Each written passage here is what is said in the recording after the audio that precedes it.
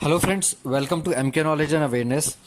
तो आज हम बात करेंगे इंडिया के सेकंड स्टॉक मार्केट स्कैम के बारे में जो केतन पारिक ने किया था। मैंने लास्ट वीडियो में आपको हर्षद मेहता केस के बारे में बताया था और वो भी स्टॉक मार्केट स्कैम था। वो इंडिया का फर्स्ट स्टॉक मार्केट स्कैम था। और अब हम बात करेंगे केतन पारिक के बारे में जिसने इंडिया का सेकंड स्टॉक मार्केट स्कैम किया। अब केतन पारिक जो था वो एक सीए था। उसने अपनी फैमिली बिजनेस को ही आगे बढ़ाया एज स्टॉक ब्रोकर। और वो मुंबई का एक स्टॉक ब्रोकर था, लेकिन उसे उसमें इतना प्रॉफिट नहीं मिल रहा था, जिसकी वजह से उसने हर्षद मेहता की जो फर्म थी ग्रोमोर इन्वेस्टमेंट्स वो ज्वाइन की। हर्षद मेहता के अंडर उसने काम सीखा और काम किया। अब हर्षद मेहता जो था वो इंडिविजुअली शेयर परचेज करता था अपने प्रॉफिट और लॉस के लिए, लेकिन केतन पारिक ने ये एक डिफरेंट तरीके से स्कैम करने की कोशिश की और किया भी था ये स्कैम। केतन पारिक ने इंस्टीट्यूशनल जो कंपनीज होती हैं, इंस्टीट्यूशनल कंपनीज को हम जैसे कह सकते हैं कि इंस्टीट्यूशनल इन्वेस्टर्स होते हैं जैसे म्यूचुअल फंड या इंश्योरेंस कंपनी, वो अपना पोर्टफोलियो या अपनी अमाउंट पे जो प्रॉफिट कमाने के लिए ऐसे स्टॉक ब्रोकर्स के थ्रू इन्वेस्टमेंट करते हैं। और केतन पारिक ने बहुत सारे इंस्टीट्यूशनल इन्वेस्टर्स को अपनी तरफ अट्रैक्ट किया था अपनी डिफरेंट पॉलिसी से या स्कीम से, जिसकी वजह से बहुत सारे जो इंस्टीट्यूशनल इन्वेस्टर्स थे उन्होंने बहुत पैसा जो है केतन पारिक के कहने पे केटन स्टॉक्स पे लगाया था। अब केटन स्टॉक का मतलब क्या है या केटन स्टॉक क्या थे? केतन पारिक ने कुछ ऐसे स्टॉक्स चुने जो कि हम कह सकते हैं कि उस कंपनी के बारे में बहुत ही कम लोग जानते थे उस टाइम पे। और उसने सबसे सस्ते स्टॉक्स पे पैसा लगाना शुरू किया। और उसका भी तरीका वैसा ही था कि वो बैंक से लोन लेता था, उसके बाद वो किसी भी शेयर पे जो है हाईली जो है परचेज करता था, हैविली परचेज करता था और उसे प्रॉफिट आने पे बेच दिया करता था। अब केटन स्टॉक्स थे कौन से? उस टाइम पे जो केटन स्टॉक्स थे वो थे ग्लोबल टेली सिस्टम्स, जी टेलीफिल्म्स, HFCL, सिल्वर लाइन, सत्यम कंप्यूटर्स और ऐसे बहुत सारे स्टॉक्स थे जिस पे केतन पारिक ने बहुत ही हैविली बाइंग की थी। एक एग्जांपल मैं आपको देता हूं। केतन पारिक ने मेजरली जो स्टॉक परचेज किए थे वो स्मॉल मार्केट कैप कंपनीज थी, जिसका हम कह सकते हैं कि प्राइस को जैक्ड अप करने के लिए वो सर्कुलर ट्रेडिंग किया करते थे और इंस्टीट्यूशनल इन्वेस्टर्स भी उस पर काफ़ी अच्छा खासा पैसा लगाते थे। एक एग्जाम्पल ये है कि जी टेलीफिल्म्स का शेयर जो था वो 127 रुपये 127 रुपीज़ का हुआ करता था। और केतन पारिक ने इतने हैविली उस पर बाइंग की कि वो शेयर कुछ ही महीनों के अंदर 10,000 रुपये का हो गया था। अब अगर हम बात करें, क्योंकि जिस टाइम की ये बात है उस टाइम पे टेलीकॉम के शेयर्स, टेक्नोलॉजी के शेयर्स बहुत ही अच्छा सोर्स था पैसा कमाने का और प्रॉफिट कमाने का। तो इसीलिए केतन पारिक ने इन टेलीकॉम पे और टेक्नोलॉजी इंडस्ट्रीज पे बहुत पैसा लगाया, हैवीली बाइंग की इन शेयर्स पे। एक एग्जांपल मैं आपको और देता हूँ। एक कंपनी थी विजुअल सॉफ्ट रोज। उस कंपनी का शेयर 625 रुपए का शेयर हुआ करता था और उसने ऐसे ही स्टॉक्स को मैनिपुलेट किया, बहुत हैवीली बाइंग की अचानक से, और कुछ ही महीनों के अंदर उस शेयर का जो प्राइस था तकरीबन 8,448 रुपए तक पहुंच गया था। ऐसे ही अगर हम बात करें कि सोनाटा का शेयर था वो 90 रुपए का था और तकरीबन 3,000 रुपए तक का उसका प्राइस जा चुका था।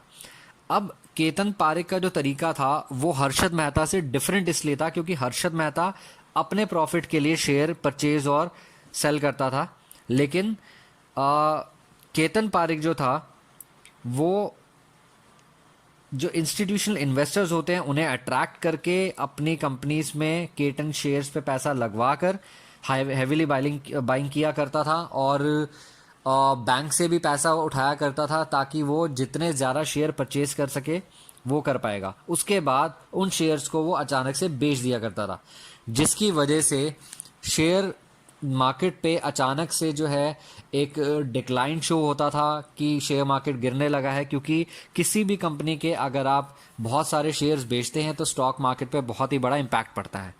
अब 1 मार्च 2001 को इंडियन गवर्नमेंट का बजट आता है, उसके बाद बीएसई सेंसेक्स जो है वो 176 पॉइंट क्रैश करता है।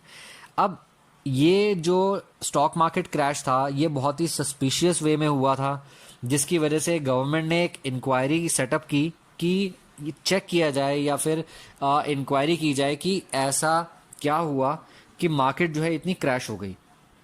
उसके बाद आरबीआई ने भी इसकी इन्वेस्टिगेशन की और सेम टाइम पे बहुत सारे जो इंस्टीट्यूशनल ब्रोकर्स थे मुंबई में, उन्होंने केतन पारिक को ये बोला कि जो ये केटन शेयर्स है उन्हें डंप कर दिया जाए।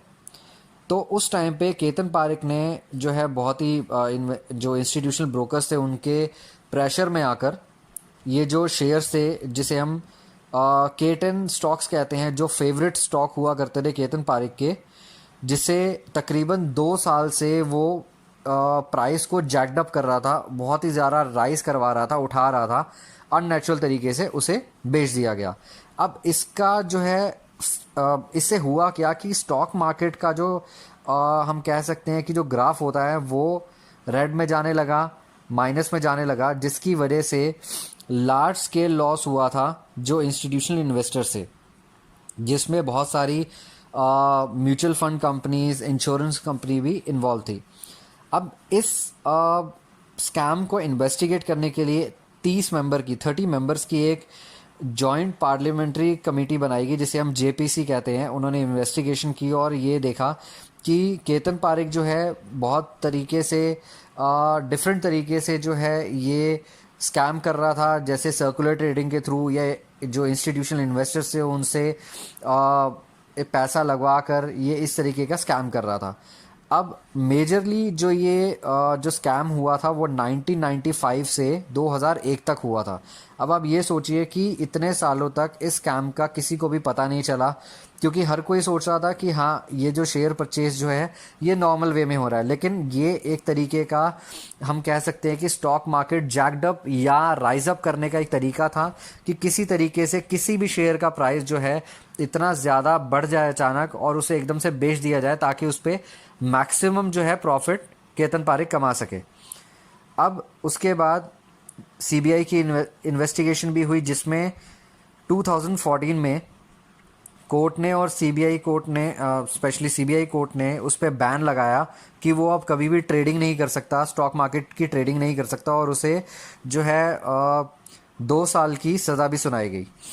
अब अगर हम बात करें इस तरीके के स्कैम्स के बारे में, तो अगर हम स्टॉक मार्केट स्कैम की बात करें, इस तरीके के स्टॉक्स जो मैनिपुलेट किए गए या स्टॉक मार्केट के स्कैम हुए, उसी के बाद इंडियन गवर्नमेंट ने और आरबीआई ने ये एक रूल बनाया कि किसी भी तरीके से जो शेयर की ट्रेडिंग होती है उसका पर डे बेसिस पे टैक्स लगेगा, जिस पे आजकल जीएसटी भी लगता है, स्टेट गवर्नमेंट का और सेंट्रल गवर्नमेंट का। उसके अकॉर्डिंग आपका पर डे इनकम टैक्स भी डिडक्ट होगा और वो डायरेक्ट रिपोर्ट जो है इनकम टैक्स डिपार्टमेंट को जाती है। आजकल का जो शेयर परचेज का तरीका है वो बहुत ही डिफरेंट हो चुका है, क्योंकि इस तरीके के स्कैम के बाद गवर्नमेंट को ये पॉलिसीज़ बनानी पड़ी, क्योंकि ऐसे स्कैम्स को रोकने का यही एक तरीका था। अब सिचुएशन ये है कि किसी भी कंपनी के आप जो है मैक्सिमम जो शेयर आप बेच सकते हैं वो 5%, 3 से 5% तक बेच सकते हैं, उससे ज़्यादा आप किसी भी कंपनी के शेयर नहीं बेच सकते।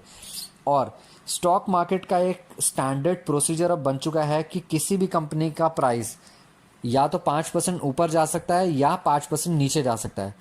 इस तरीके के स्कैम के बाद ये इस तरीके की पॉलिसीज़ आई। आज बहुत सारे लोग जो हैं स्टॉक मार्केट में पैसा कमा रहे हैं, और जिस तरीके से स्कैम हुए थे और लोगों ने अपनी पूरी ज़िंदगी की सेविंग्स को, पूंजी को गंवा दिया था, उस पूंजी को ना गंवाएं, इसलिए गवर्नमेंट ने ये पॉलिसीज़ बनाई।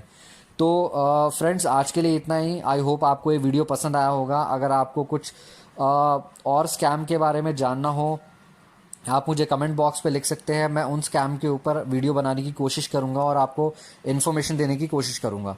तो आज के लिए इतना ही। This is Manish Taheem signing off. Thank you very much.